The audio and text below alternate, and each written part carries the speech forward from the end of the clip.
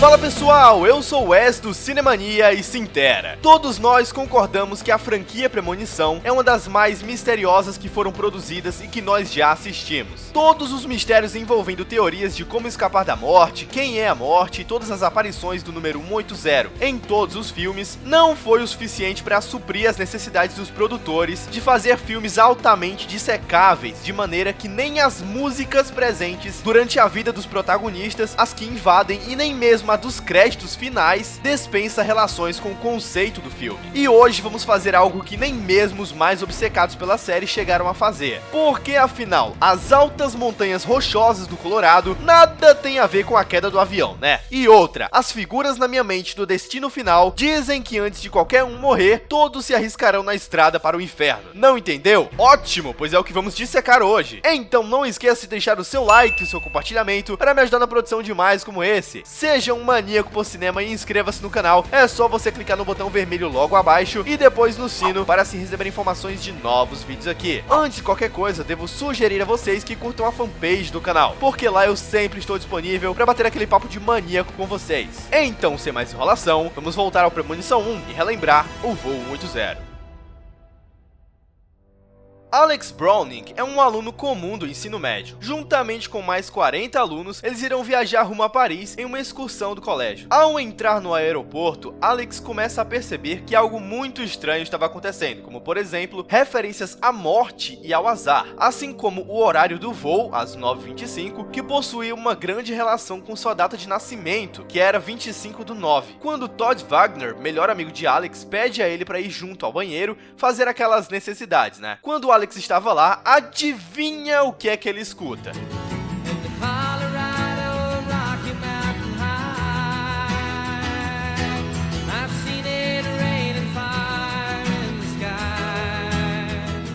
Rocky Mountain High, traduzido por Altas Montanhas Rochosas. Essa música foi feita por John Denver, que foi um cantor, compositor, músico e ator americano. Ele cantava canções do gênero musical conhecido como country music. Analisando a música, podemos perceber uma certa similaridade com o que Alex sentia no momento, mais precisamente no refrão. E as altas montanhas rochosas do Colorado, eu vi chover fogo do céu. Você pode falar com Deus e ouvir a resposta tranquilamente. Nesse trecho, eu vi chover fogo do céu, talvez se encaixe na própria explosão do avião, porque ele não caiu simplesmente, ele explodiu no céu. Dá pra ver isso no final do Premonição 5, onde o avião se despedaça ainda no ar e o pneu pegando fogo acerta Nathan no bar. Mas isso é uma associação meio indireta, mas contando que Alex tenha visto com os próprios olhos essa explosão, faz sentido. Mas é apenas especulação. Porém, existe outra associação. John Denver teve duas paixões em sua vida: cantar e voar. Ele era um piloto experiente, possuiu e pilotou seus próprios aviões. E foi justamente a paixão pelo voo que lhe tirou a vida nas águas do mar da Califórnia em 1997, quando pilotava seu avião feito de fibra de vidro.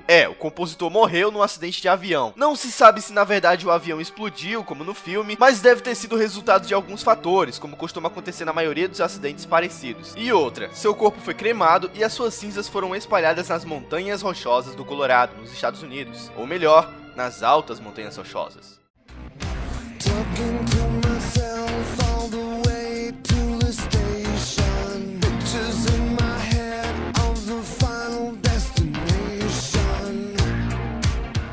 Into the Void, traduzindo é algo como no vazio. Ao contrário do anterior, os cantores não têm relação com o contexto do filme. Além do mais, poucos lembram dela por ser um trecho muito rápido. Vê se vocês se lembram.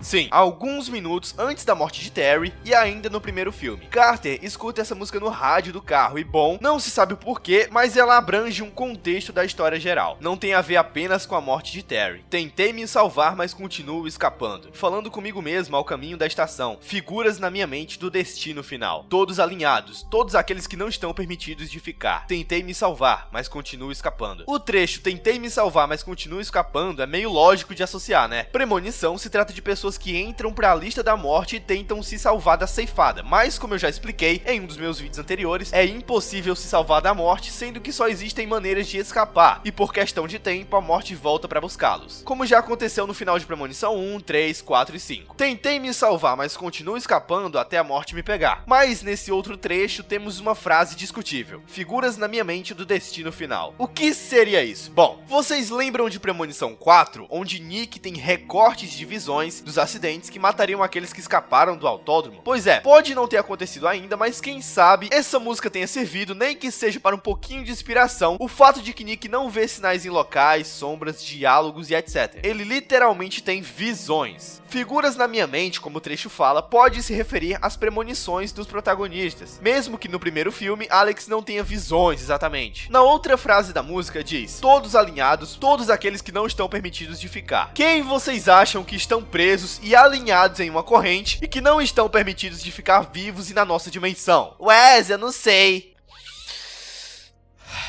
Os que escaparam do acidente, né, animal? Mas por que essa música toca no carro de Carter? Bom, talvez seja um aviso sobre a morte de Terry. Se não for, eu não sei. I'm not scared of dying, and I don't really care if it's peace you find in dying, let the time be near.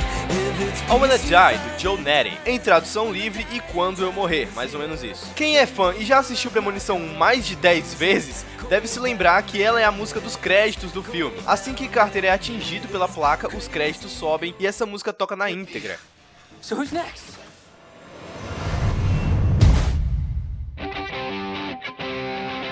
Mas o Wes, música dos créditos, o que é que vai ter a ver com a história e os personagens? Realmente, ela não diz muita coisa interessante sobre, quem sabe, uma teoria maluca sobre o enredo. Porém, a música inteira fala sobre morte, inferno e afins. Vamos ver. Eu não tenho medo de morrer, e eu realmente não me importo. Se a paz você encontra morrendo, que o tempo esteja próximo. Eu não sei, mas parece meio esquisito o fato de que o cara que tá cantando quer morrer, mas beleza. Se de alguma forma formos aplicar esse trecho ao contexto onde os personagens estão inseridos no filme, quem sabe, eu disse quem sabe, seja a resposta para eles. Pensa o seguinte: por que diabos os protagonistas querem insistentemente escapar da morte? Se eles sabem, todo mundo sabe, que a única coisa que não vamos escapar é dela, não faz sentido, pois mesmo que eles escapem, eles vão morrer de velhice, por exemplo. Então, o que esse trecho aparentemente quer dizer é que a reação certa quando se está na lista da morte é não se importar com ela. Não tenha medo de morrer. Como se essa viagem não fosse muito grande, existe quase no final da música um trecho interessante que nos faz lembrar diretamente do Premonição 2. Olha só. E quando eu morrer? E quem irá salvar você quando eu me for? Haverá uma criança nascida e um mundo para continuar. Se inteiraram? Uma criança nascida? Pois é, a grávida de Premonição 2, onde a criança dela, ou seja, uma nova vida, poderia ser a salvação de Kimberly Thomas e Claire. E isso justamente quando a música fala que haverá um mundo para continuar. Ou seja, se uma criança nascer, a vida continuará. É uma viagem daquelas, mas faz sentido. Com certeza existem outros mistérios nessa música, mas enfim, né? Eu não vou passar ela toda aqui porque direitos autorais. Mas enfim, eu recomendo vocês darem uma escutada nela, traduzi-la e depois montarem suas próprias teorias.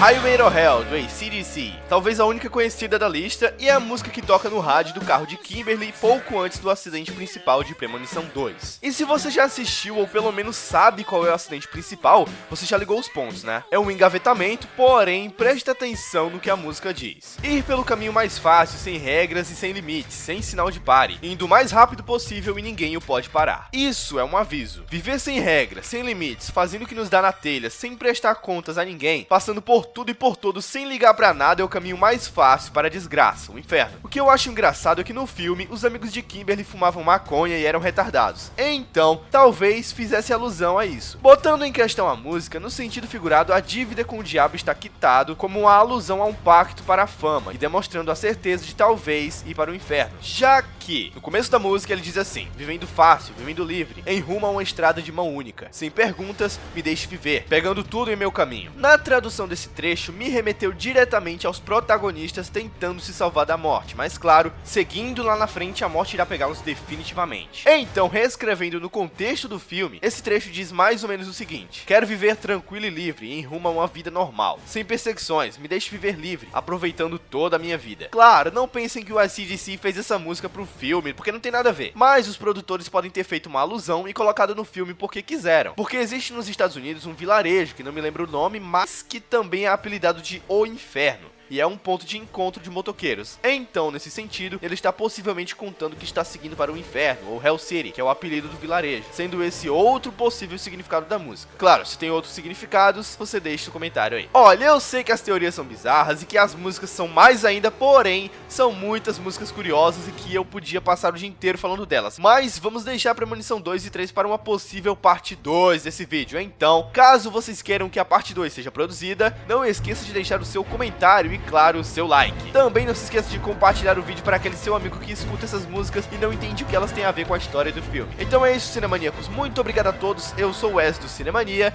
dos Maníacos por Cinema. Fiquem com Deus.